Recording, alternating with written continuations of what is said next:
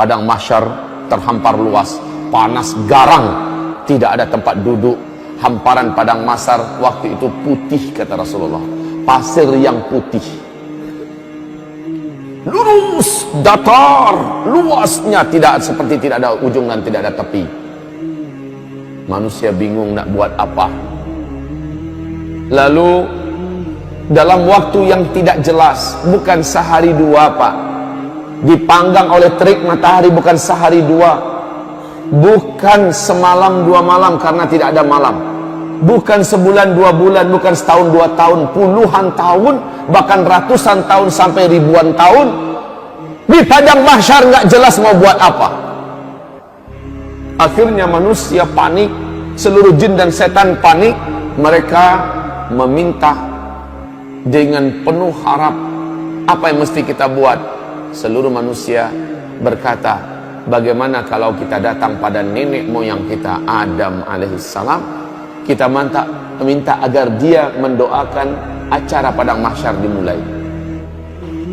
Datanglah manusia yang ada kepada Nabi Adam, wahai atuk moyang kami, wahai Adam, sudah lama kami di padang mahsyar, tak jelas dan tak tahu apa yang akan berlaku dan terjadi. Tolong doakan kepada Allah Rabbul Alamin agar acara dimulai. Adam berkata, bagaimana saya akan mendoakan untuk kalian kepada Allah? Saya sendiri pun hari ini entah selamat entah tidak. Dulu saya dilarang oleh Allah agar jangan mendekati pohon di dalam surga, ternyata malah saya makan buahnya. Hari ini saya selamat atau tidak? Pak, wallahi, demi Allah, Bapak Ibu, saat itu tidak ada orang yang berpikir tentang amal solehnya dulu, sudah tidak ada. Orang hanya mengingat dosanya saja. Setiap orang hanya ingat dosanya saja. Orang lupa kalau dia dulu pernah haji, orang lupa kalau dulu dia pernah sholat, dia pernah puasa, lupa, yang dia ingat hanya dosanya saja. Adam berkata, maaf, saya tidak bisa mengapa-apa, tidak bisa membantu kalian, tidak bisa mendoakan kalian. Oh nafsi, wah nafsi, wahai jiwaku, wahai diriku. Maksudnya saya ini selamat atau tidak? Wahai diriku, wahai diriku. Pergilah kalian kepada Ibrahim, dia adalah Khalilullah, dia adalah teman Allah, mintakan agar dia yang berdoa kepada Allah. Semoga acara di padang mahsyar dimulai. Manusia pun berbondong-bondong meninggalkan Adam menuju mencari Ibrahim. Saat berjumpa dengan Ibrahim, mereka memohon dengan permohonan yang sama. Sama jawaban Ibrahim. Dulu di dunia saya telah berdusta sebanyak 3 kali. Hari ini saya tak tahu lidah yang telah berdusta ini ketika berdoa Allah dengarkan atau tidak. Jangan-jangan saya pun tidak selamat. Minta maaf, saya tidak bisa membantu kalian apa-apa. Saya tidak bisa. Dia berdusta 3 kali. Pada Rasulullah mengatakan dusta Ibrahim waktu di dunia dulu hak, dusta yang benar. Tetapi Ibrahim menyulitkan, menganggap itu sulit buat dirinya nanti pada hari kiamat. Bagaimana dengan kita yang betul-betul berdusta di atas kebatilan? Sementara Ibrahim berdusta di atas kebenaran, dia rusuh dan gelisah tentang dirinya. Pergilah kalian kepada Musa, dia adalah kalimullah, minta kepadanya. Dialah teman bicara Allah dulu di dunia, agar dia yang berdoa kepada Allah, acara ini segera dimulai. Ketika manusia mulai meninggalkan Ibrahim, kata Rasulullah, Ibrahim berkata, wah nafsi, wah nafsi, oh diriku, oh diriku. Manusia sampai berjumpa akhirnya dengan Musa setelah pencarian yang lama.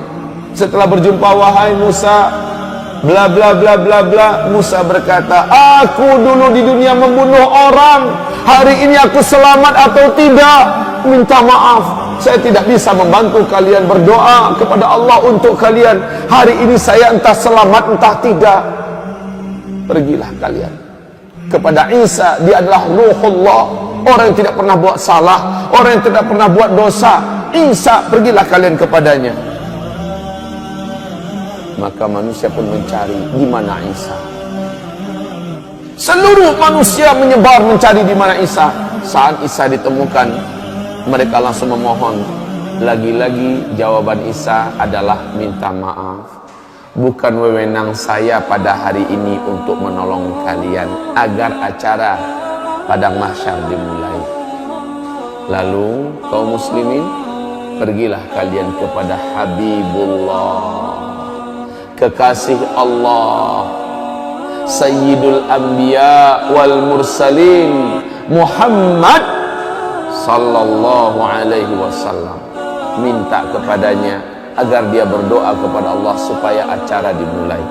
Manusia pun datang berbondong-bondong ketemu dengan Nabi Muhammad. Mereka memohon. Apa kata Nabi Muhammad? Saya orangnya pada hari ini diberi wewenang untuk menolong kalian. Maka kata Rasulullah, saya pun sujud dengan sujud yang lama, sujud yang dalam dan panjang.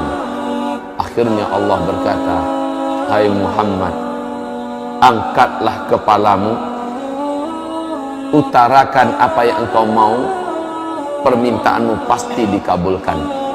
Nabi Muhammad pun mengangkat kepala dan berdoa, ya Allah, telah lama kami di padang mahsyar.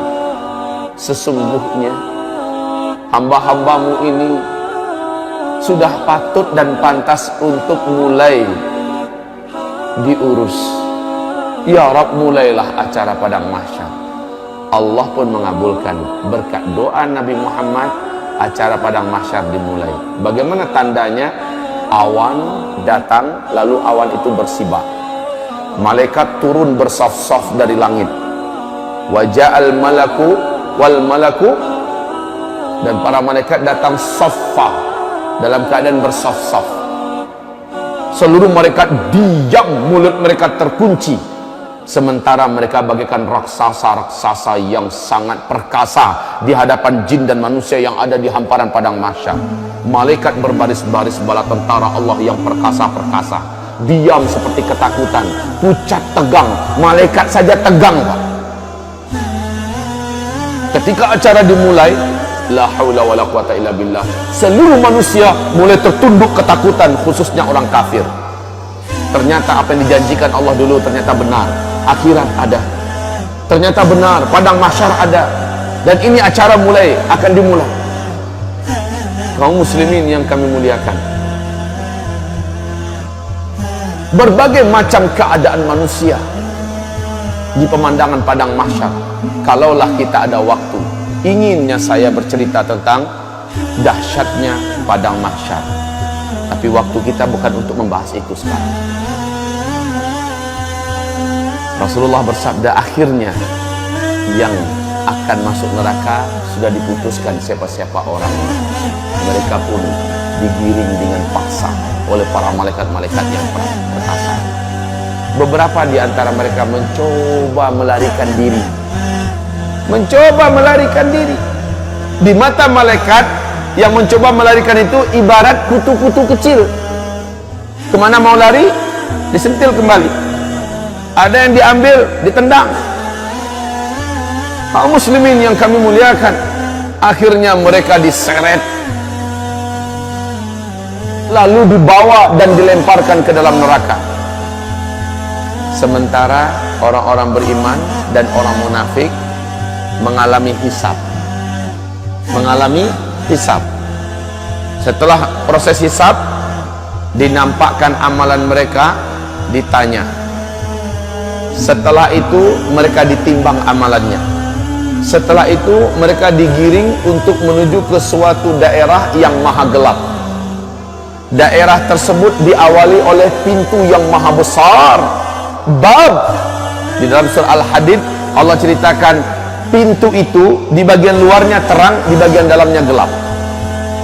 Manusia disuruh masuk. Ketika mereka masuk, gelap gulita. Khusus orang yang beriman langsung bercahaya tubuhnya.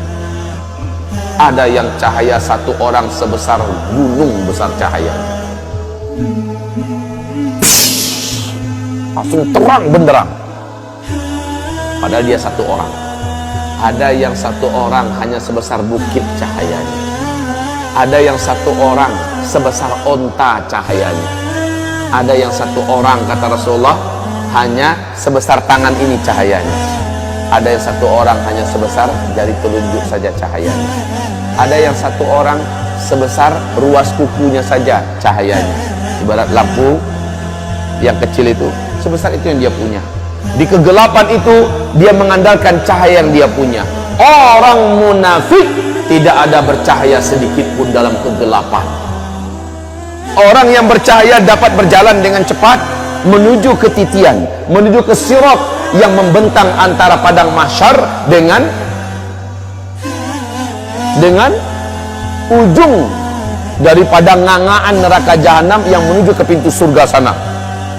Mereka meniti. Kata Rasulullah, luasnya ngangaan neraka jahanam itu, ngangaan tahu sih? Hah? Lubang. Luasnya kata Rasulullah, seandainya seluruh galaksi yang ada, seluruh apa yang ada di alam semesta dimasukkan ke dalam muat, saking besarnya Pak. Bayangkan jauhnya titian yang harus ditempuh. Sementara di bawahnya, kalau ada yang terjatuh kata Rasulullah, 70 tahun lamanya melayang di apa? Baru nyampe di dasar. 70 tahun lamanya. Kaum muslimin yang kami muliakan, hamparan yang ada tergantung pada amal orang. Ada yang hamparannya besar dan luas, dia bisa melaju dengan kecepatan tinggi. Rasulullah bersabda, orang-orang bergelantungan kebanyakan. Nampak dipandang, satu orang itu punya satu titian, bukan satu titian untuk bersama. Satu orang punya satu titian. Titian itu tergantung pada amalnya. Ada yang titiannya menjadi kecil dan setajam mata pedang. Itu yang harus ditempuhnya. Sementara orang yang macam ini adalah dosanya banyak dulu di dunia dan dia seorang yang beriman kepada Allah. Dosanya banyak, amalnya sedikit. Sementara kata Rasulullah, di atas titian itu, dari bawah menyambar semacam kail dari api, menyambar. Menyambar-nyambar. Sementara dari atas menyambar lagi yang lain. Betul-betul dalam keadaan diuji. Dan kaum muslimin, panasnya hawa dan asap neraka jahanam itu gelap Pak. Gelap.